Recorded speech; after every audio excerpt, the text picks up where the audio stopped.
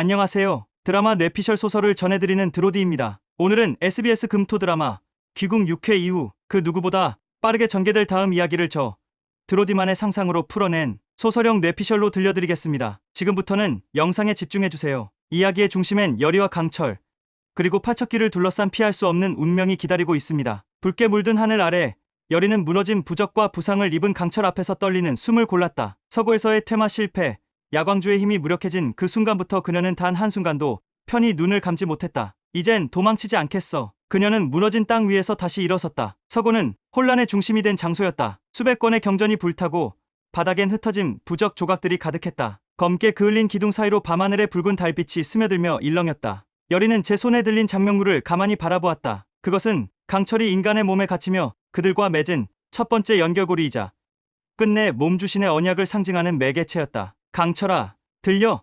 그녀는 조심스레 물었다. 강철의 눈은 감긴 채였다. 언얼도를 쥐고 있던 손에는 아직도 야광주의 빛이 희미하게 남아 있었다. 그의 호흡은 간헐적으로 이어졌고 피와 재가 섞여 어깨를 적셨다. 여리는 그의 손을 감싸며 속삭였다. 우리 다시 시작할 수 있을까? 그 순간 서고 바닥이 다시 흔들렸다. 마치 대지가 숨을 들이쉬는 듯한 진동이 바닥부터 치밀어 올랐다. 여리는 강철을 감싸 안고 한 걸음 뒤로 물러섰다. 저 멀리 붉은 안개가 모여드는 중심에서 무언가 솟구치고 있었다. 아직 완전히 소멸되지 않은 팔척기의 기운이 다시 서고를 잠식하고 있었다. 안 돼. 아직 끝나지 않은 거야. 여리는 이를 악물었다. 그녀는 품 안의 경비석을 꺼내어 부적 위에 올려놓았다. 그 위에 자신의 피를 묻혔다. 그리고는 외웠다. 신령이시여, 이 땅의 평화를. 말이 끝나기도 전에 경비석이 붉게 빛났고 여리의 손이 벌겋게 달아올랐다. 그 순간 강철이 눈을 떴다. 그만해. 여리, 너까지 태우지 마. 아직 끝나지 않았잖아. 널 살릴 수 있어. 윤갑도 찾을 수 있어. 강철은 그녀의 눈을 똑바로 바라보았다. 그건 내 몸을 다 태우고 나서야 가능한 일이야. 그런데가 나로선 감당할 수 없어. 하지만 여리는 고개를 저었다. 넌 모르지. 내가 날 얼마나 바꿨는지. 난 다시 도망치고 싶지 않아. 바로 그때 서고의 중심에서 그림자가 피어올랐다. 이전보다 더 명확한 형체로 돌아온 팔척기였다. 그것은 마치 서고 그 자체가 살아 움직이는 듯했다. 장서들이 우르르 무너지고 바닥에서 불꽃이 솟았다. 강철은 이를 악물고 일어섰다. 그럼 마지막이야. 이번엔 반드시 끝내자. 여리는 고개를 끄덕이며 그 곁에 섰다. 두 사람은 다시 한번 마주섰다. 언얼도와 부적, 야광주와 경비서, 그리고 인간과 이무기. 그들의 맹세는 피로 맺어졌고 이제 파국의 서곡을 울릴 순간이 다가오고 있었다. 내불산이 하얗게 안개로 덮인 새벽, 검은 그림자 하나가 고요히 하늘을 가르며 내려앉았다. 여리가 품었던 경비석의 열기와 강철의 야광주 파동이 만든 틈 사이로 오래된 존재 하나가 모습을 드러낸 것이다. 그는 강철보다 오래된 존재, 그와 같은 시간 속을 버텨온 또 다른 이무기였다. 이름은 비비, 사람을 잡아먹는 이무기. 강철의 친구이자 가장 가까웠던 혈육이었다. 강철이 무너진 서고에서 혼을 지탱하고 있을 때 그 기척을 처음 감지한 건 여리였다. 마치 싸늘한 바람이 뒤통수를 스치는 듯한 소름. 그녀는 본능적으로 뒤를 돌아봤고 그곳에 인간의 형상을 한 검은 존재가 서 있었다. 흰 눈자위 안쪽에서 붉은 기운이 꿈틀거렸다. 비비, 강철이 이를 악물며 말했다. 왜, 내가 여기에. 비비는 천천히 걸어와 무너진 언얼도를 바라보았다. 형, 여기까지 와서 이 꼴이 뭐야? 인간들한테 몸을 빼앗기고 사랑을 줘. 그의 음성은 달콤하면서도 서늘했다. 마치 얼음을 머금은 비단처럼 부드럽고 차가웠다. 강철은 자리에서 일어나려 했지만 야광주의 힘이 이미 절반 이상 고갈된 탓에 몸이 말을 듣지 않았다. 넌 승천을 포기하고 이 땅에 묶인 거냐?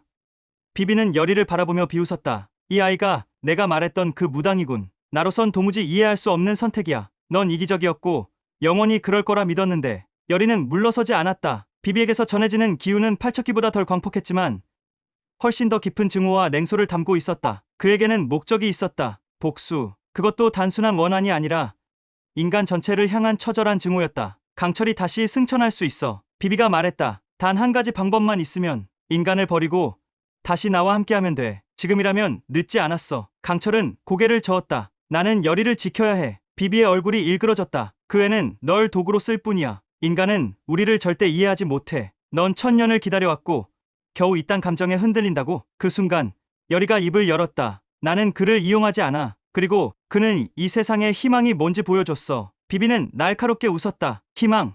하. 그런 감정으로 1000년을 살아봐. 썩어 문드러진 심기와 증오뿐인 세상 속에서 인간이란 존재가 얼마나 하찮은지 형.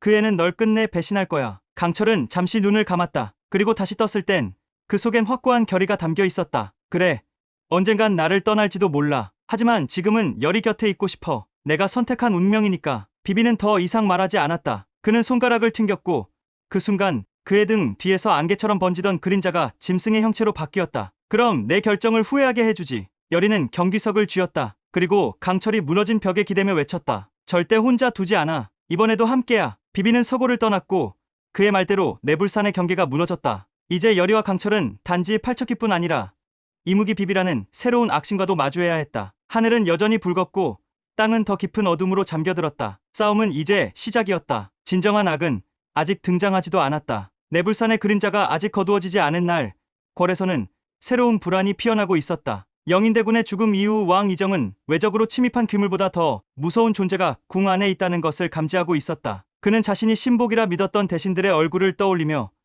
누가 진짜 배우인지 파악하기 위해 고요한 채로 움직였다. 그 와중에도 김봉인 영의정의 말 한마디, 풍산의 이상한 속삭임 하나에 그의 심장은 얼음처럼 굳어갔다. 풍산은 대비의 밀명을 받들며 왕의 권력을 시험하는 자였다. 겉으로는 눈먼 맹인 판수였지만 그의 촉각과 언변은 살아 숨쉬는 독처럼 궁 안 구석구석을 기어다녔다. 영인대군이 죽은 그날 밤, 풍산은 재밌는 얘기를 들었다. 누군가 열이를 신의 그릇이라 부르며 팔척기조차 그를 두려워한다는 소문. 풍산은 그날 밤 대비에게 은밀하게 속삭였다. 전하의 곁에 강한 기운이 하나 더 있습니다. 눈에 보이지 않지만 내 감각은 그 자가 궐을 흔들 존재임을 말하고 있습니다. 신기란 건 원래 저주와 같아서 불러온 자도 해치는 법이지요. 대비는 겉으로는 근엄했지만 속은 요동쳤다. 아들을 잃은 슬픔 위에 더 큰 공포가 엄습해왔다. 혹여 그 강한 기운이 자신에게도 향할까 두려웠던 대비는 은밀히 명을 내렸다. 열이 그 자를 궐 밖으로 다시 내보내라. 가능하면 돌아오지 못하게. 풍산은 은밀히 자신의 수하인 세원을 보내 열이의 행방을 살폈고 열이가 강철과 함께 내불산에 있다는 사실을 알게 되자 다른 술사들과 짜고 비밀리에 팔척기의 기운을 내불산으로 유도했다. 그것이 바로 서고에서 일어난 부적 붕괴의 원인이었다. 겉으로는 강철의 힘이 부족해 보였지만 실제로는 팔척기의 이끌림이 인위적이었던 것이다. 한편 김봉인 영의정도 조용히 움직이고 있었다. 그는 선왕의 죽음 이후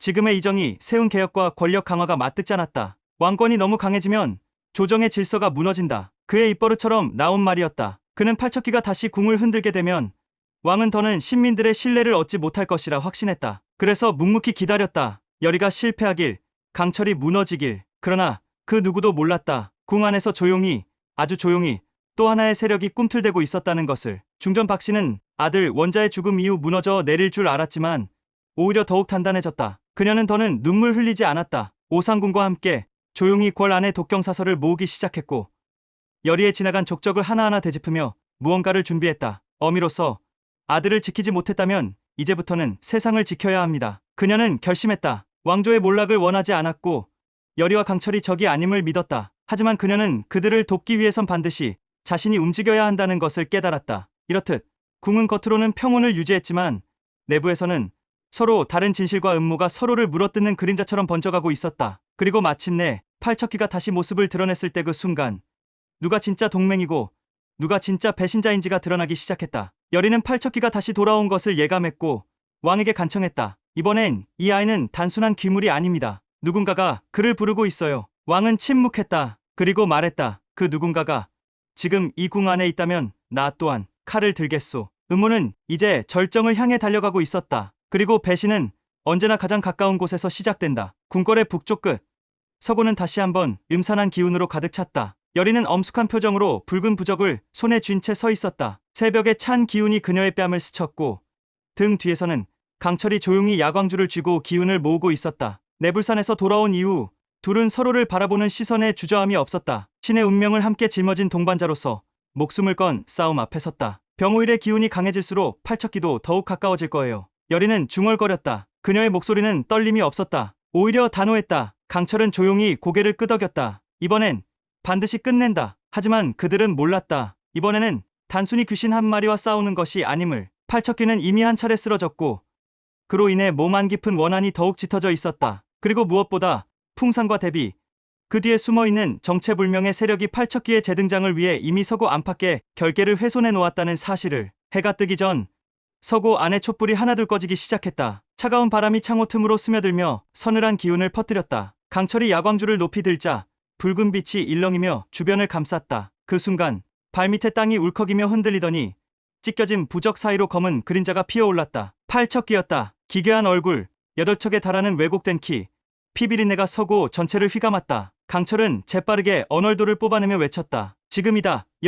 열이는 준비해둔 결계의 주문을 외우며 팔척기의 움직임을 제어했다. 붉은 부적이 하나둘 날아오르며 공중에서 팔척기의 사지를 봉쇄했고 강철은 야광주에서 뿜어져 나오는 푸른 기운을 언얼도에 실었다. 그 칼끝이 팔척기의 심장을 향해 날아들었다. 쾅! 하지만 그 순간 폭발과 같은 충격이 터졌고 강철은 그대로 날아가 벽에 부딪혔다. 야광주는 깨지지 않았지만 그 힘이 튕겨나간 것이었다. 열이는 소리쳤다. 왜 힘이 먹히지 않는 거죠? 팔척기는 몸에 새겨진 흉터 위에 새롭게 생성된 부적 조각을 보여주었다. 그것은 바로 풍산이 숨어서 제작한 반봉인 결계. 그 결계가 팔척기를 완전히 소멸시키는 힘으로부터 보호하고 있었던 것이다. 이건 인간의 손으로 만들어진 봉인. 열이는 중얼거렸다. 누군가 궐 안에서 팔척기를 지키고 있어. 강철은 쓰러진 몸을 일으키며 비명을 질렀다. 그렇다면 내가 희생해야겠군. 야광주의 진정한 힘을 개방하면 이 몸이. 열이는 그의 앞을 막아서며 고개를 저었다. 아니요. 이번엔 당신이 죽지 않아도 돼요. 그녀는 팔척기의 약점을 꿰뚫은 듯 갑자기 부적을 태워 회오리처럼 만든 후 언얼도에 그것을 실어 강철에게 다시 건넸다. 이건 내 실력의 정수예요. 나와 당신의 결계를 하나로 묶었어요. 이건 단 한 번의 기회예요. 팔척기는 두 사람의 움직임을 감지하고 으르렁거리며 돌진했다. 열이는 두 손을 들어 결계의 마지막 조각을 완성했고 강철은 언얼도를 쥐고 마치 창처럼 팔척기의 심장을 꿰뚫었다. 붉은 불빛과 푸른 기운이 하나로 휘몰아치며 서고 전체가 눈부신 빛에 잠겼다. 짧은 정적 후 팔척기는 그대로 사라졌다. 야광주도 부적도 모두 제 기능을 다하고 잿더미가 되었다. 하지만 싸움은 끝나지 않았다. 열이의 입가에는 피가 맺혀 있었다. 그녀의 실력이 소진된 것이다. 강철이 놀라 그녀를 부축하려던 순간 서고 바깥에서 군화 소리가 울렸다. 김봉인이었다. 그는 칼을 든 병사들과 함께 서고로 들어왔다. 이게 당신들의 의식이란 겁니까? 음사를 그만 조정의 뜻을 거역하고 이런 결계를 벌이다니 모두 체포하라. 열이는 숨을 몰아쉬며 강철을 바라보았다. 아직 진짜 전쟁은 시작도 안 했어요. 강철은 이글거리는 눈빛으로 김봉인을 노려보았다. 그러게요. 이제부터가 진짜지. 그리고 궐 깊은 곳 대비의 침소에서 어둠 속으로 사라졌던 또 하나의 존재가 눈을 떴다. 팔척기보다 더 오래된 귀신. 조선 왕조가 숨긴 첫 번째 저주. 그는 낮게 웃으며 말했다. 드디어 무대가 준비됐군. 여기까지 귀국 6회 뇌피셜 소설이었습니다. 강철과 열이의 결계가 만들어낸 승부. 하지만 김봉인의 등장과 함께 밝혀지는 또 다른 흑막. 그리고 조선 왕조에 숨겨진 첫 번째 저주. 여러분은 어떻게 생각하시나요? 과연 열이는 윤갑을 되찾고 강철은 끝내 인간이 아닌 존재로 남게 될까요? 팔척기보다 더 강한 존재가 등장한다면 어떤 모습일까요? 여러분의 뇌피셜도 댓글로 자유롭게 남겨주세요. 드로디는 여러분의 상상과 함께 자랍니다.